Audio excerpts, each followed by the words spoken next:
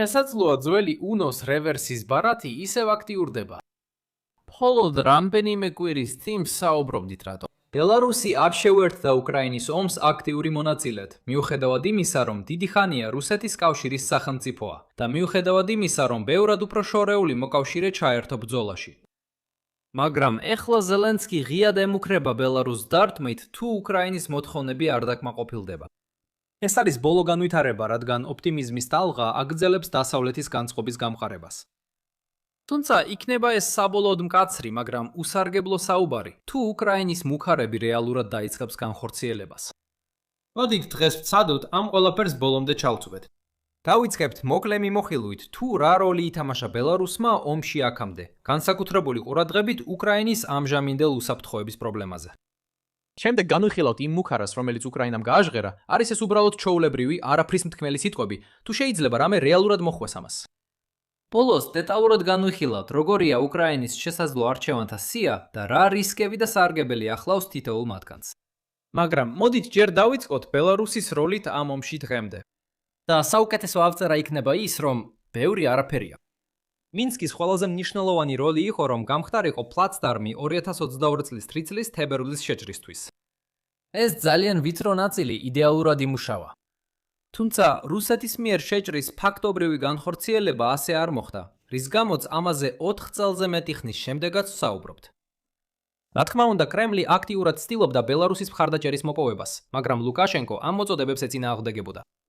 ნებისმიერ ადამიანს, რომელიც გარედან აკვირდება, შეუძლია დაინახოს, რომ ეს ომი რუსეთისთვის სტრატეგიული მარცხია. ამიტომ ნებაყოფლობით ამ ბრძოლაში ჩართვა სულელური იქნებოდა. არაფერს ვამბობ იმაზე, რომ ლუკაშენკოს მთავრობას შიგნითაც სერიოზული წინააღმდეგობა აქვს და ბოლოს, როცა სიტუაცია გამწვავდა, რუსეთის ჩარევის საფრთხემ აშკარა აჯანყება შეაჩერა. და არანაირი გარანტია არ არსებობს, რომ კრემლი დღესაც შეძლებს ასეთ მხარდაჭერას. ეს ბელარუსს მხოლოდ პასიური მხარდაჭერის საშუალებას აძლევს, რაც საწყისი განლაგების ზონებს მიღმაც გაგრძელდა. დასაწყისისთვის პერიოდულად ჩნდება ცნობები, რომ რუსეთი უშუალოდ ბელარუსის თავზე აფრენს დრონებს უკრაინაზე დასარტყმელად.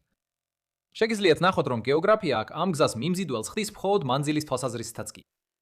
მაგრამ აქ ასევე არის სტრატეგიული თავდაცვითი კომპონენტიც. უკრაინა იმდენ ძალისხმევას ხარჯავს აღმოსავლეთში ანტიდრონული თავდაცვის დასაყენებლად, რომ ბელარუსის გავლით მოტყუება ჭკვიანურ იდეად ჩანს. ეს უკავშირდება ბელარუსის პასიური მხარდაჭერის მეორე კომპონენტს, რომელიც ბევრად უკეთ არის დოკუმენტირებული. რუსეთი დრონებს ბელარუს-უკრაინის საზღვრის გასწვრივ გაუშვებს, კლავაც იმისთვის, რომ უკრაინის შესაძლებლობა შეამციროს ამ სამიზნეებზე საჰაერო თავდაცვა გამოიყენოს. მაგრამ ალბათ ყველაზე ფართოდ გავრცელებული მხარდაჭერის როლი, რომელსაც ბელარუსი ასრულებს, არის ნავიგაციისა და ცეცხლის კორექტირების უზრუნველყოფა. ფაქტობრივად რუსეთს შეუძლია ბელარუსის ტერიტორიაზე რამდენიმე რელე სადგური განათავსოს. ეს სადგურები შემდეგ შეძლებენ რუსულ დრონებთან კომუნიკაციას, როცა ისინი უკრაინაში შედიან ან მის გარშემო დაფრინავენ, რითაც კომუნიკაციის დიაპაზონი უფრო ახლოს მიდის საბოლოო სამიზნეებთან.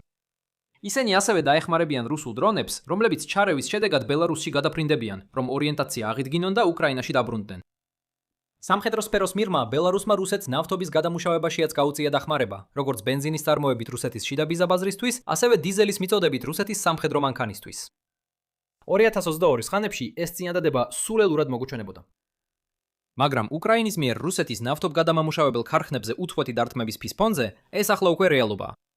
რუსეთს დახმარება სჭირდება როგორც სამოქალაქო, ასევე სამხედრო მოთხოვნის დაკმაყოფილებაში და ბელარუსი ერთ-ერთი იმ მცირერიცხოვანი ქვეყანაა, რომელსაც შეუძლია მარტივად შეასრულოს ეს როლი. ბოლო შენიშვნა იმაზე, რაზეც უკრაინა ასე ძალიან აღარ ღელავს, თებერვალი 2022 წლის შეჭრის გზის გამეორება. რა თქმა უნდა, შესაძლებელია, რომ ერთ დღეს რუსეთი ისევ სცადოს ეს. მაგრამ კრემლს ჯერ მოუწევს ადამიანებისა და ტექნიკის თავმოყრა ამ ადგილას, ისეთი რაოდენობით, რომ ყველასთვის აშკარა იქნება. და თუნდაც რუსეთმა სცადოს რაიმე ფარულად გააკეთოს, ამ რეგიონში იმდენი ადამიანია, რომ ერთ ღამეში შეიძლება მილიციად გადაიქცნენ, ასე რომ ეს სტრატეგია მაინც არ იქნება ეფექტური. ამგვარად არსებობს მრავალი სფერო, სადაც ბელარუსი რუსეთს ეხმარება. მაგრამ უკრაინისთვის შესაძლო მეორე ფრონტის საფრთხის შეხსენება თითქმის უმნიშვნელო საკითხია. ეს გვიყვანს გასული კვირის ბოლოსკენ, როცა ზელენსკიმ ბელარუსს ულტიმატუმი წაუყენა. გააძევეთ რუსეთი, ან უყურეთ როგორ გააკეთებს ამას უკრაინა ბელარუსის სახელით, რაც ფაქტობრივად ლუკაშენკოს იმ აზრს უარყოფს, რომ ბელარუსი ომში არ არის. მიუხედავად იმისა, რაც ახლა მსოფლიოში ხდება, შეიძლება არ გქონდათ დრო ამაზე დაფიქრების, განსაკუთრებით თუ ძირითადად ცენტრისტულ მემარცხენე მედიას ეცნობით. ამ ამბავს სინამდვილეში უფრო მეტი გაშუქება ჰქონდა ცენტრისტულ მემარცხენე მედიაში ვიდრე სხვაგან, თუმცა უფრო მემარცხენე გამოცემები ამაზე საგრძნობლად დუმდნენ. და თუ კი ეს ამბავი მაინც ნახეთ, შეიძლება მისი იგივე ვერსია არ წაგიკითხავთ. მემარცხენე მედია საშუალებები ამბავს მორალურ და ჰუმანიტარულ ასპექტებზე ამახვილებდნენ ყურადღებას, მაშინ როცა მემარჯვენე მედია საშუალებები უფრო მეტად ბელარუსსა და რუსეთს შორის გეოპოლიტიკურ ურთიერთობებზე კონცენტრირდებოდნენ. ამ განსხვავებების შესახებ ვიცი დღევანდელი ვიდეოს კვლავ სპონსორის Ground News-ის წყალობით.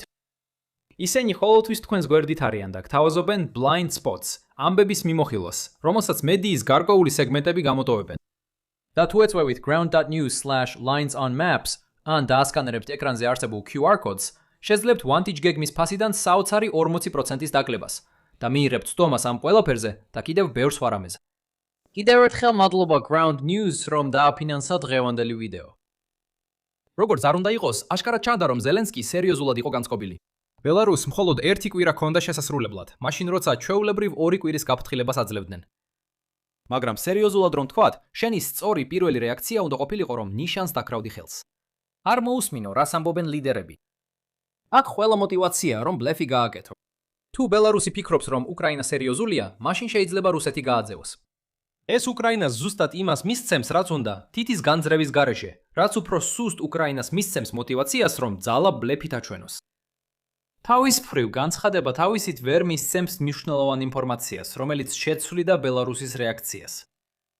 ეხლა ჩვენი თანამედროვე სამყაროს რეაქციის პრობლემა იაფ სიტყვებზე ის არის, რომ ხშირად ზედმეტად გადავწიეთ მეორე მხარეს. ვერბალური მუქარები თავისთავად ტყუილი არ არის.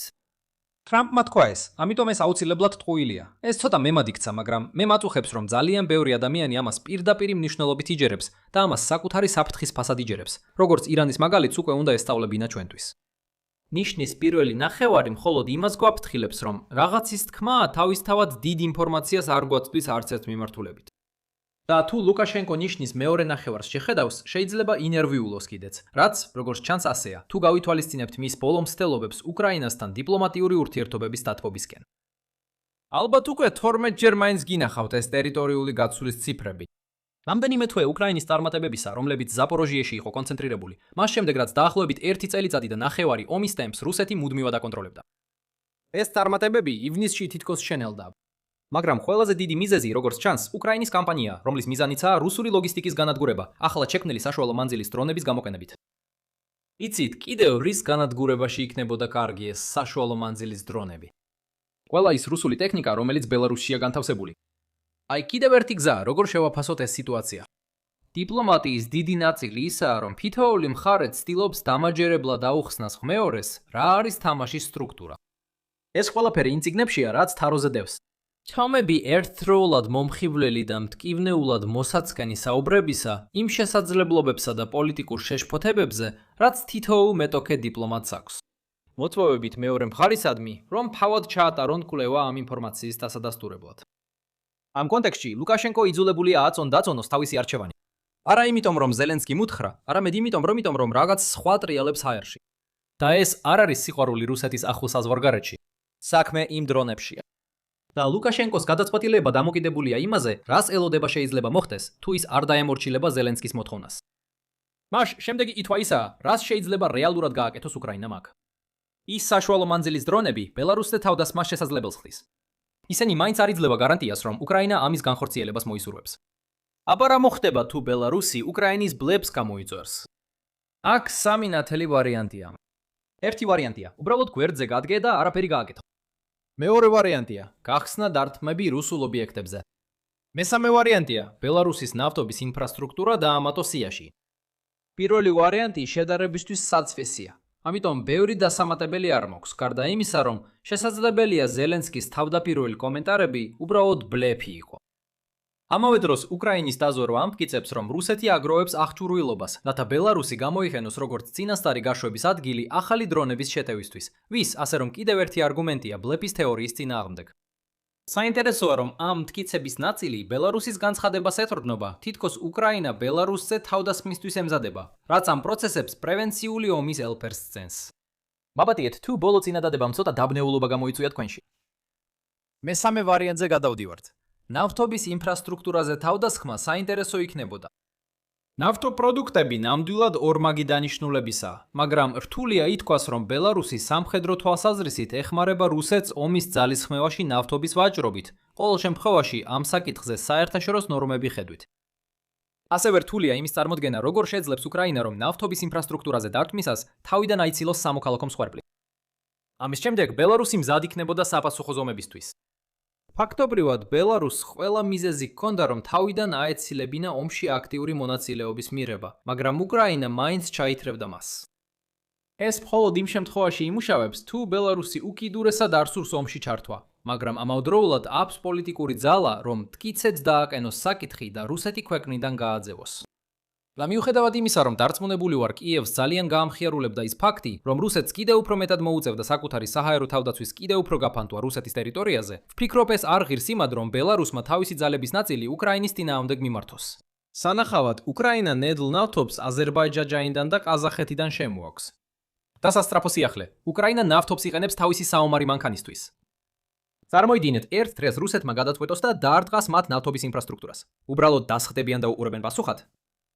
რა იქნება საბერძნეთის, პოლონეთის, ლიტვისა და თურქეთის შემთხვევაში, რომლებიც ნავთობპროდუქტებს უკრაინაში აწვდიან? მათაც ასე მშვიდად მიიღებენ ამას. რა თქმა უნდა, არა ღია თავდასხმის შემთხვევაში. ეს მეხუთე მუხლის საკითხია. შესაძლოა ფარული თავდასხმა, რადგან მსგავსი რაღაცები ალბათ უკვე ხდება. ომი სავსეა ბინძური საიდუმლოებებით, არა? სინამდვილეში ეს უკრაინას აქ უკეთეს ალტერნატივას სთავაზობს. შენ ადრე ბელარუსულ წინააღმდეგობასთან გიმუშავია. რატომ არ იმუშაო მათთან ისევ ახალ სამიზნეებზე? ნიშანდობლივად ზელენსკი მაისის ბოლოს შეხვდა გაძევებულ ბელარუს ოპოზიციის ლიდერს, რომელსაც ხშირად უყვარს მოულოდნელ ადგილებში გამოჩენა. ღია ფრონტზე დაბრუნებისას აქ არსებობს შუა გზა. დათმები მხოლოდ რუსეთის სამხედრო ობიექტებზე შეიზღუდოს. ამაში მეტი პოტენციალია, რადგან გაურკვეველია ლუკაშენკოს საერთოდ კმაყოფილია თუ არა არსებული შეთანხმებით. ბელარუსი სამხედრო თვალსაზრისით რუსეთთან დაკავშირებულია საბჭოთა კავშირის დაშლის შემდეგ, მაგრამ ტრადიციულად არგუმენტი საპირისპირო მიმართულებით მიდიოდა. რუსეთის მიმართ ნებისმიერი სამხედრო საფრთხე ჯერ ბელარუსზე უნდა გაიაროს. ამიტომ მინსკი მოსკოვის ხარჯზე სარგებლობდა, რადგან რუსი ჯარისკაცებისთვის უფრო ხელსაყრელი იყო მოწინააღმდეგეს ბელარუსში შეხვედროდნენ, ვიდრე რუსეთის საზღვართან. ამის საპირისპიროდ აქ რუსეთი ბელარუსს იყენებს როგორც წინა ხაზის ოპერაციულ ბაზას, რათა შეტევაზე გადავიდეს უკრაინაში. ეს შეიძლება მინსკს დროებით მოკავშირედ აქცევდეს. სიხარულით მონაწილეობს, როცა ომი კარგად მიდის, მაგრამ უცებ სკეპტიკური ხდება, როცა საქმეები კარგად არ არის. ხო, საქმეები კარგად არ არის. ამიტომ უკრაინისთვის აქ დიდი სარგებელია. საუკეთესო შემთხვევაში ეს დაძაბავს რუსეთ-ბელარუსის საკავშირო ურთიერთობებს და რუსეთი თავის აქტივებს ბელარუსიდან გაიყვანს. უფრო რეალისტურ შემთხვევაში ეს დაძაბულობა კრემლს აიძულებს მინსკს მეტი შესთავაზოს, რათა ურთიერთობა შეინარჩუნოს.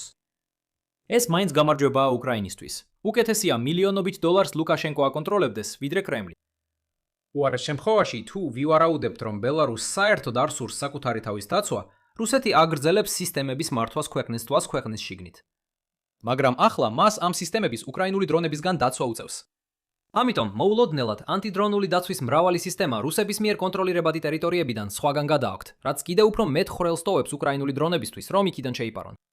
ეს ასევე შეესაბამება არსებულ ნორმებს მესამე მხარის ჩარევასთან დაკავშირებით ამ კონფლიქტში. ნატოს ქვეყნები არ აძლევენ უკრაინას უფლებას დრონები მათი ტერიტორიის თავზე გააფრინოს. ყველაზე ახლოს ამასთან არის ის, რომ რუსეთი განზრახ ახშობს უკრაინული დრონების სიგნალს, რათა ისინი ნატოს ტერიტორიაზე ჩამოვარდნენ, უბრალოდ სათროლაოდ. ნატო არც კი ათავსებს ანტიდრონულ თავდაცვას უკრაინაში, მიუხედავად იმისა, რომ ბევრ რუსულ თვითმფრინავს ნატოს საზღვრები დაურღვევია. ნატომ ზოგჯერ თვალი ადევნა, როგორ ბრუნდებოდნენ რუსული დრონები უკრაინაში. ნატოს ძირითადი სტრატეგია აქ არის, რომ ომთან დისტანცია შეინარჩუნოს და ამით თავი აარიდოს რუსეთის მხრიდან ღია სამხედრო მოქმედებებს. ამ კონტექსტში ბელარუსი საერთაშორისო ნორმიდან გადაუხვია, რაც მას ლეგიტიმურ სამიზნედ აქცევს.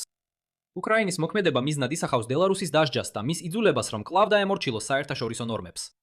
ამიტომ ველოდები, რომ აქ რაღაც მოხდება, თუ ბელარუსი ულტიმატუმს არ უპასუხებს. ქვეყანაში ახლა ძალიან ბევრი დაუცველი სამიზნეა, რომლებიც 6 თვის წინ ამდენად დაუცველი არ იყვნენ. რთული სათვალია, რამდენად დიდი დამოუკიდებლობა აქვს ბელარუსს ამ ყველაფერში წინასწარ. თუ ლუკაშენკო არ იცის, როგორ უთხრას პუტინს უარი, მაშინ ეს თეორიული საკითხია. უკრაინასა და ბელარუსს შორის არ არსებობს მოლაპარაკების პრობლემა და ეს უბრალოდ უკრაინისა და რუსეთის კონფლიქტის გაგრძელებაა.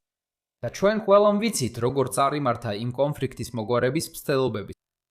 თუმცა საფრთხეები შეიძლება მეტადონეზე ერთმანეთს გაანუვონ. გახსოვდეთ, ეს დაიწყო მაშინ, როცა უკრაინამ განაცხადა, რომ რუსული ძალები უკრაინას დართმით ემუქრებიან. ისინი შეიძლება იქვე დაჩნენ ხელშეუხებლად და მათგან უკრაინის შესაძლებლობები აფერხებს მათ შემდგომ გამოყენებას. ბოდიში, თუ კინეტიკური მოქმედების ნაკლებობა იმედგაცრუებას იწვევს თქვენში, აბა, რა დასკვნები უნდა გამოვიტანოთ დღევანდელი დღიდან? არსებობს დარჩენილი შესაძლებლობა, რომ უკრაინამ შეიძლება აქტიური ზომები მიიღოს ბელარუსზე დარტყმისთვის. ამაზე მიმდინარე მედიის განხილვა ზელენსკის კომენტარს უკავშირდება, მაგრამ რეალურად ყურადღება უნდა გამახვილდეს უკრაინის საშუალო მანძილის დარტყმების კამპანიაზე, რაც ახლა ოპერაციის განხორციელებას შესაძლებელს ხდის, მაშინ როცა ადრე ეს შეუძლებელი იყო. და მე ვეჭვობ, რომ პოტენციური დარტყმის მასშტაბი უფრო შეზღუდული იქნება, ვიდრე უკრაინის მუქარები ახლა მიუთითებს. კიდევ ერთხელ მადლობა Ground News, რომ დააფინანსა დღევანდელი ვიდეო. გადადით ground.news საიტზე, /it lines on maps და მიიღეთ შესანიშნავი 40%-იანი ფასტაკლება Vantage გეგმაზე. ამასობაში შეგიძლიათ გადახვიდეთ ჩემს მეორე არხზე, რათა მეტი გაიგოთ უკრაინისა და ბელარუსის ურთიერთობაზე, რომელიც საპირისპირო მიმართულებით ვითარდება. რატომ არ გაუკეთებია ბელარუსს მეტი? ასევე არის საინტერესო გადახვევაც იმაზე, თუ როგორ გაჩნდა ეს ფოტო. თუ მოგეწონათ დღევანდელი ვიდეო, გთხოვთ მოიწონეთ, გააზიარეთ და გამოიწერეთ არხი და ხვალ ისევ გნახავთ. იყავით კარგად.